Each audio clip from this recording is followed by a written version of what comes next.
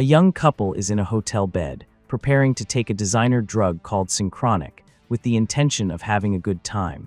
They take the pill and wait a few minutes. The man then goes to the lobby using the elevator, while the woman remains in bed waiting for the drug to take effect. Shortly after, the woman begins to see plants and bushes in the room. The man notices that the elevator malfunctions and watches as the walls begin to disintegrate, revealing before him an arid desert. The woman experiences something similar. The walls fade away, and a tribal-looking man appears coming through the wall. The floor of the elevator disappears and the man falls onto the sand. The woman, for her part, suddenly finds herself in the middle of a dense jungle while the stranger approaches her. She then sees a snake approaching and screams in terror. Steve and Dennis are lifelong friends and work as paramedics in New Orleans. They respond to an overdose case. Upon arriving at the house, they find two people lying on the floor. Dennis attends to the injured man, who is still alive, while Steve takes care of the overdose victim.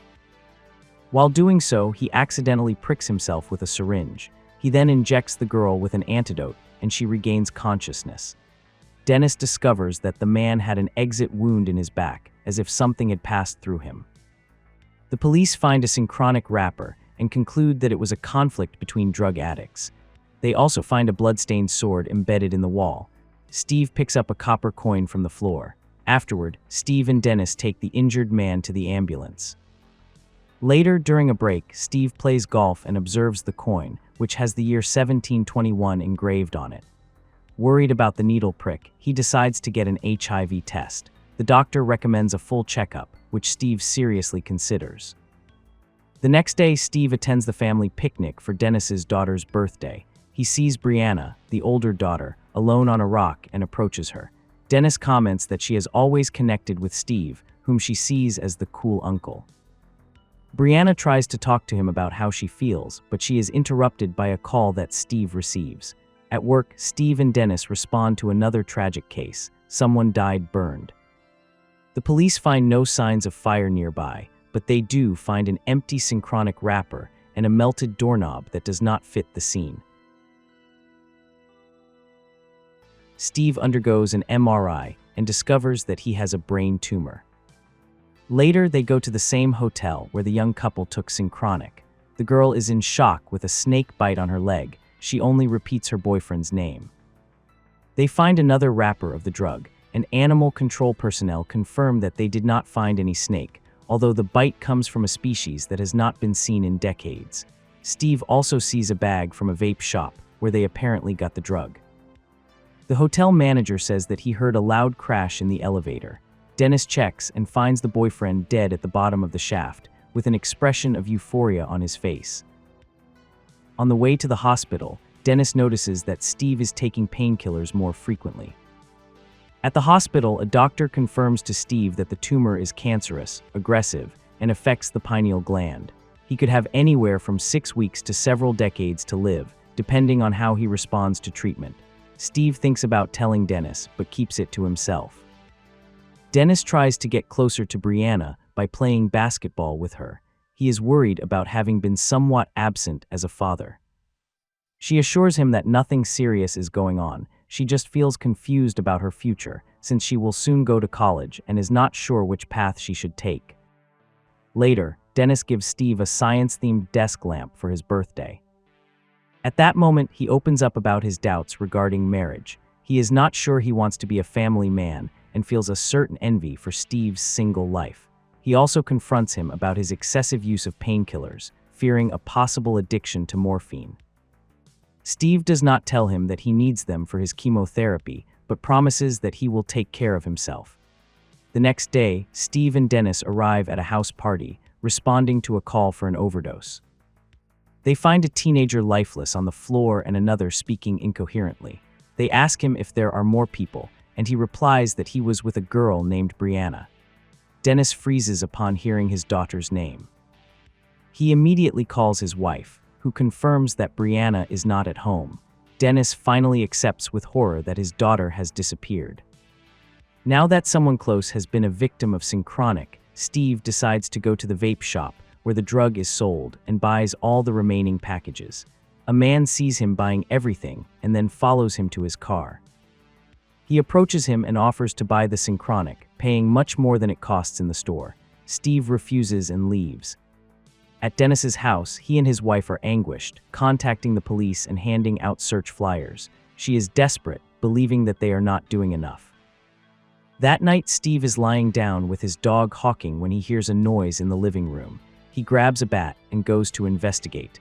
When he opens a closet, he finds the man from the vape shop. Steve threatens him, but the man begs and introduces himself as Dr. Kermani, a chemist who created Synchronic. He has been trying to recover all the doses sold in the country. He explains that he usually modifies the molecular structure of legal medications to create synthetic drugs that imitate illegal substances. But with Synchronic, he accidentally created a drug that allows time travel. Kermani explains that Synchronic distorts the fabric of spacetime and that it especially affects the pineal gland. Adults with this gland developed can only manifest as shadows or ghosts in the past, but young people, whose gland has not yet matured, can travel fully and even become trapped in another time. Kermani has been tracking and destroying all the doses, and the vape shop was his last stop. Steve tells him that he flushed all the pills down the toilet and throws him out of his house. Kermani leaves believing that there is no more drug left. But it is revealed that Steve actually did not flush them down the toilet, but threw them in the trash. The next day, Steve attends his chemotherapy session. When it ends, he suffers the side effects and suddenly vomits. At work, he is exhausted all the time. Dennis receives a call from the hospital. A reserve of morphine is missing. He immediately suspects Steve, who has not told him about his treatment and continues taking painkillers. They receive a new call about a man with a broken leg. Upon arriving, they discover that they cannot communicate with the injured man because he speaks another language. They begin to treat him, and Dennis gives instructions to Steve, who gets annoyed, telling him that he knows how to do his job. Dennis responds that this is not the case, insinuating that Steve is drugged with morphine. Arguing in the ambulance, the tension escalates. Dennis calls him a big kid, and Steve reproaches him for always complaining about his life even though he has no reason to. Steve goes home alone. That night, Steve looks at the coin he found at the crime scene and considers trying Synchronic. A few minutes later, bright lights invade his living room. The environment slowly transforms into a swamp. His living room disappears completely, and now he is alone, surrounded by vegetation and mud. He smells and touches everything, incredulous. In the distance, a man watches him and prays in a low voice. A crocodile approaches, and Steve begins to step back, also noticing that he is fading. The man turns out to be a Spanish conquistador who charges at him with a sword. Steve, terrified, is trapped between the crocodile and the swordsman. Just as the conquistador is about to attack him, Steve abruptly returns to his living room, with Hawking looking at him curiously. On the verge of thinking it was a dream, he sees a sword mark on the floor. Steve decides to record his experience with a video camera and narrates that the pill allowed him to travel to the past for 7 minutes. He suspects that something similar may have happened to Brianna. He takes another pill and begins to slowly fade away. He reappears in the middle of a frozen tundra. Immediately, he begins to shiver from the cold. He sees a silhouette approaching, but collapses before being able to identify it. 7 minutes later, Steve reappears in his living room, shivering from the cold. He discovers that the period he travels to depends on the exact place where he takes the pill. He tries again, this time with a thick coat and firewood. He returns to the icy landscape and manages to light a fire. A figure approaches him pointing a spear at him. It is a caveman. Steve touches the spear and the man lowers it. He then offers him to sit by the fire.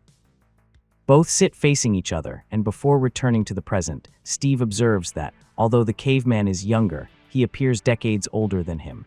He thus confirms that the place where he is determines the time to which he travels. The next morning, Dennis and his wife argue again.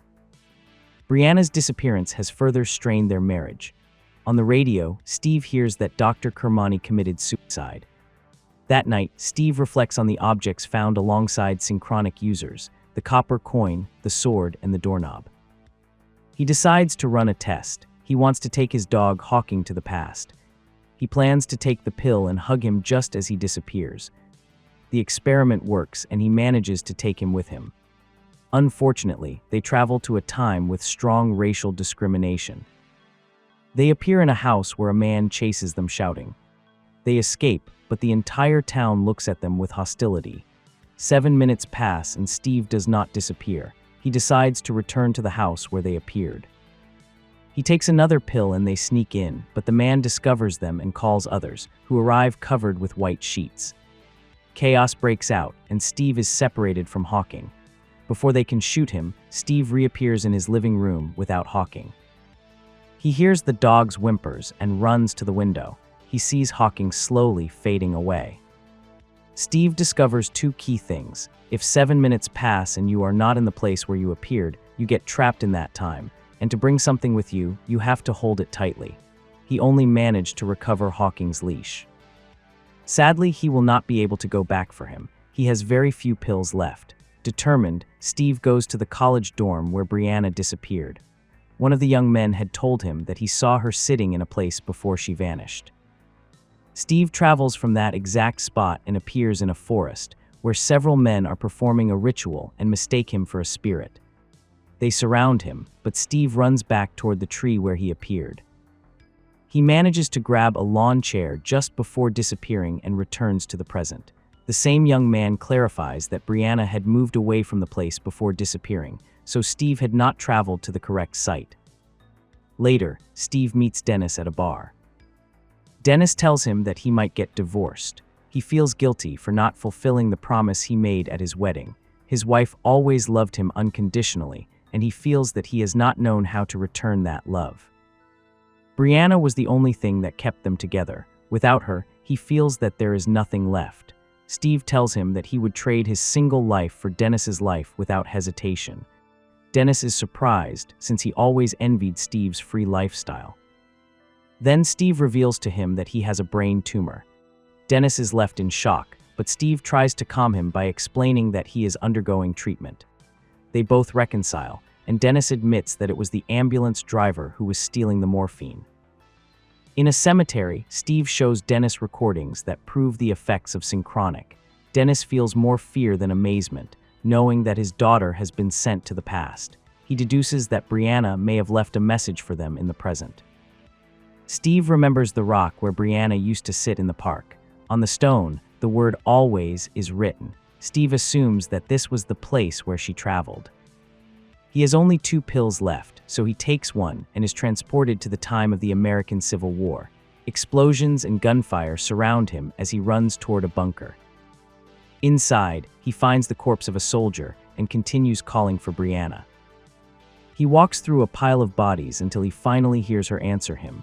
Brianna is happy to see her uncle come to rescue her. Steve gives her the last pill, and she takes it. He explains that they must reach the rock within 7 minutes or they will be trapped. They start running, but Steve has been shot and Brianna helps him. A soldier appears and stops them, calling Steve a slave. Steve's time runs out, leaving him trapped in that era, but his only goal is to return Brianna to the present. He sees a landmine in front of the soldier and tries to provoke him into stepping on it. The man avoids it and prepares to shoot, but Brianna disappears just in time. A large explosion shakes the place. The soldier steps on the mine and is blown into the air. Steve gets up and sits on the rock. In the present, Brianna reappears and Dennis hugs her tightly. Both see Steve, now a ghostly figure on the rock, slowly fading away, trapped in the past.